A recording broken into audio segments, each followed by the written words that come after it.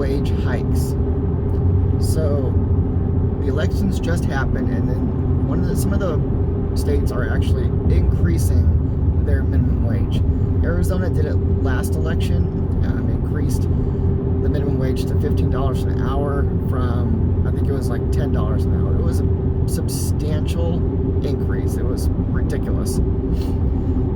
Minimum wage hikes equal no staff.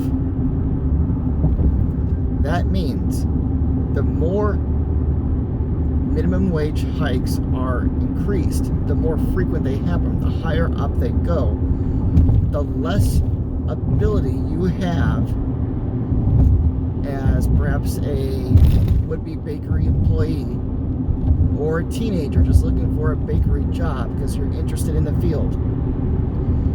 The less chance you have to find that job because of the supply of it. There's more demand, there's more of you, the potential employee, trying to find jobs in the bakery industry. There's less demand because bakeries simply cannot afford to pay the wage that is required by law for you to pay. So you may have been happy with $7.50 an hour, which a while ago that used to be the minimum wage. Now, if you were asking for $7.50 and you find a bakery that likes your resume, that likes your motivation, that likes the fact or likes the wage requirement that you are asking for, boom, you have a deal. And you can get started right away. But let's say, by law, the wage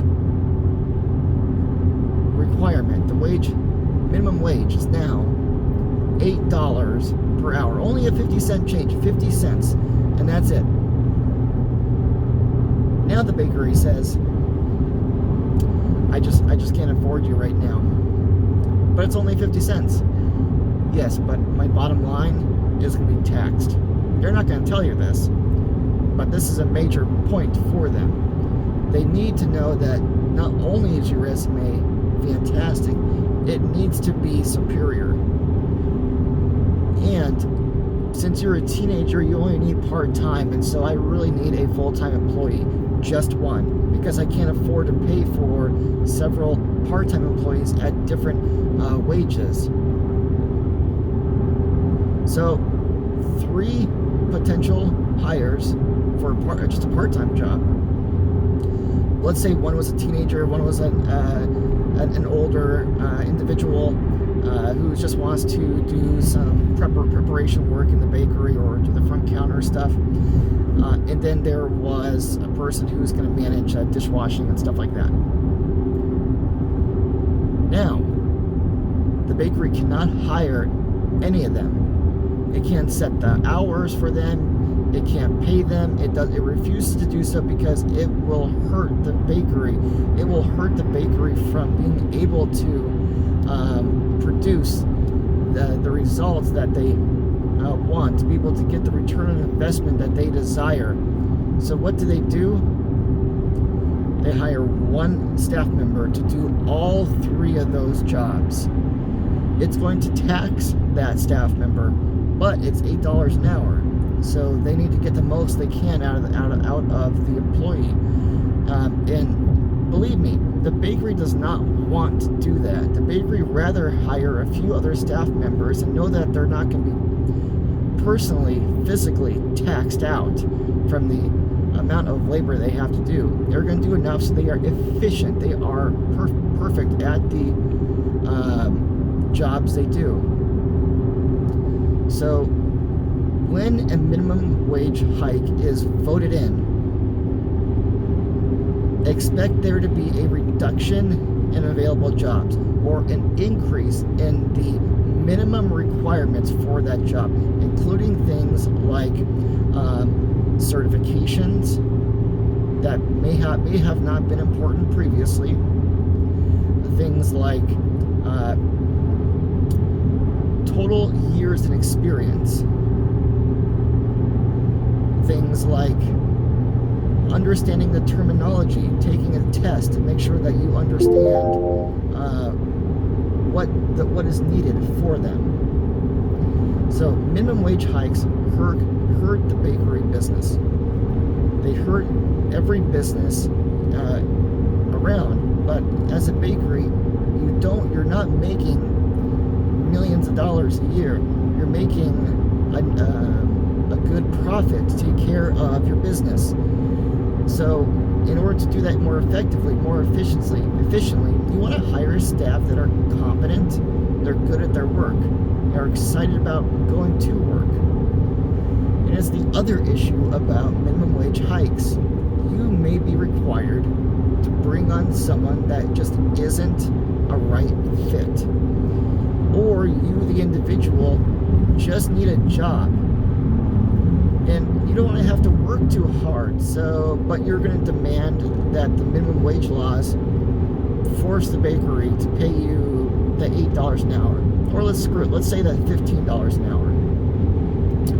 Yes, they are not going to hire you unless they really, really, really need to. Like we had an increase, again, 4 years ago.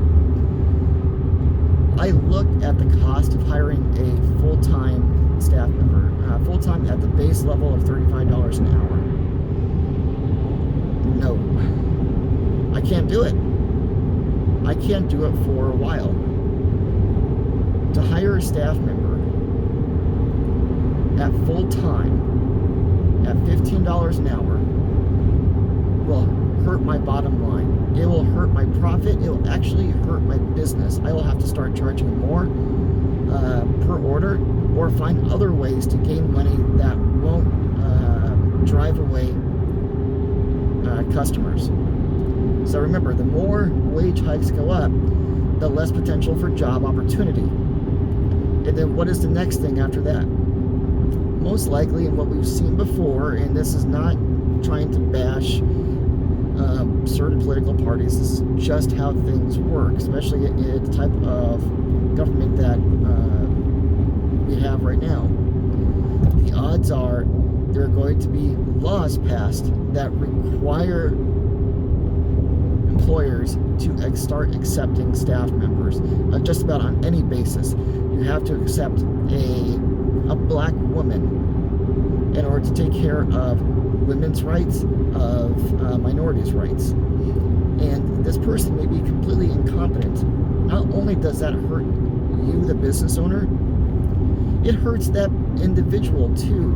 It says that, you know what, you're not really worth it, but because it's a law, I'm going to bring you on. That sucks for that woman. That sucks for her.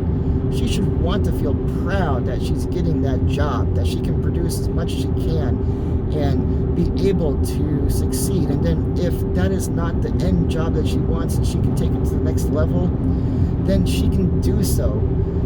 It should not be that she's entitled to a job. That's a terrible mindset for her. But unfortunately, laws do get passed that way that destroy the spirit of America, the spirit of the individual, and their own accomplishments in life. So remember, wage hikes, minimum wage hikes suck. Don't vote for them, and just explain to others why it's going to hurt your business as an entrepreneur. Until the next video, Michael Sweet, the Michael Sweet Journal.